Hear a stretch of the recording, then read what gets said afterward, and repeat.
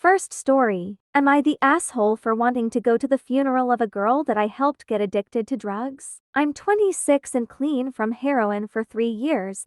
I was also a piece of shit and used to deal for a while. I managed to get with a beautiful girl named Marcy when I first started getting into the thick of things. She knew who I was, but she said she loved me. I will regret this for the rest of my life, but I was the person who shot up Marcy for the first time. After that, there was no stopping her. She stuck around with me, probably because I was her dealer more than anything, but then I got clean and never saw her again for a long time. A year ago, she reached out to me on Facebook and told me that she had been clean for a few months, and she said that she didn't hate me for what happened and she hoped I was still clean. Last week, I got a call from my sister who told me that she saw on Facebook that Marcy had OD and there was a funeral service this upcoming Thursday. I immediately just burst into tears because I hoped that this would never happen and I feel so much guilt over it. Want to go to the funeral service for her, but I'm afraid that my presence would be unwanted. At the most, I would just slip in the back, pay my respects and leave. I need to do this for myself. Am I the asshole for wanting to go? Before we go in the updates, let's look at those comments. You're not the asshole for wanting to go. You would be the asshole if you did go. Your presence would not be welcomed. Go mourn privately somewhere else. It's a dick move to use this opportunity to do this for yourself, as you put it. Her family's not putting on a funeral to lessen the guilt of the person who got their child addicted to heroin. Find something else to do for yourself. Maybe talk about it at a NA meeting or something. My best friend committed suicide while being addicted to drugs. His dealer or person that got him addicted had the audacity to show up at the funeral, and let's just say, it was not accepted well in the slightest. Agreed. OP did enough. I would be irate if my brother's heroin dealer had the audacity to show up to my brother's funeral. Mourn elsewhere. Update. I want to sincerely thank everyone who commented. Everyone's comments were appreciated, including those that were less than pleasant.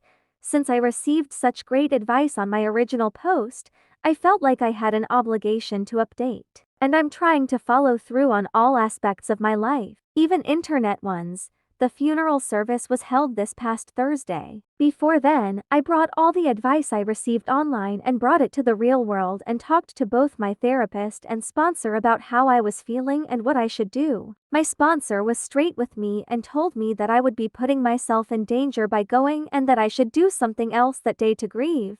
When Thursday rolled around, I was a mess. I seriously considered both just going to the funeral or using again, but instead I grabbed my dog and we went on a road trip.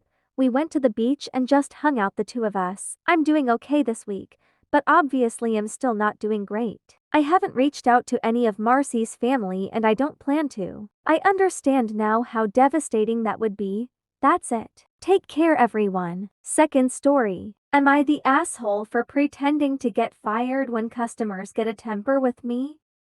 I am a high schooler with a weekend job at a coffee shop. My co-workers who work weekends are James, the owner's son. He goes to my school. He's a shift manager, but it's not a real formal thing. He's a friendly guy. Danielle, a college student who sometimes works weekends too. So sometimes customers will come in and just be angry about such little stuff, like literally blow up about nothing. I dunno if they're in a bad mood already and looking for someone to take it out on or what, but it's a lot. Like how sad so you have to be a grown-ass man taking your anger out on high school and college kids.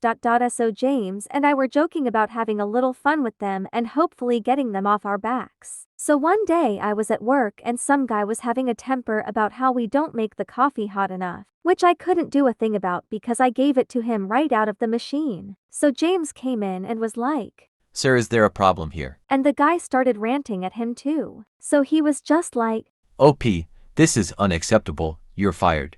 I started acting real sad, like, no, please don't fire me. My family needs the money. I need this job, please.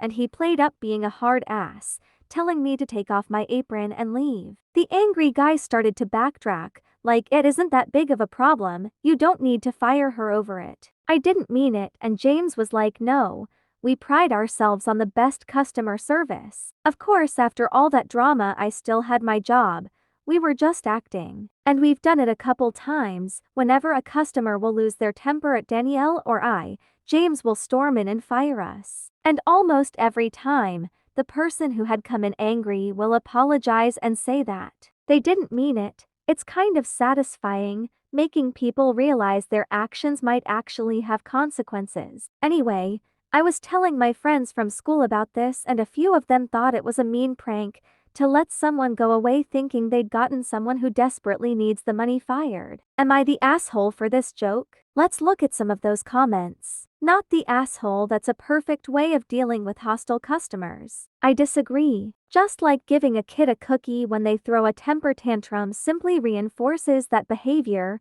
rewarding customers when they explode teaches them that ranting and raving gets results. So they'll show up to another store or restaurant, something will tick them off and they'll blow up again expecting employees to also bend over backwards, or I won't hesitate to have you fired. I've done it before. That comment really got me. What do you guys think?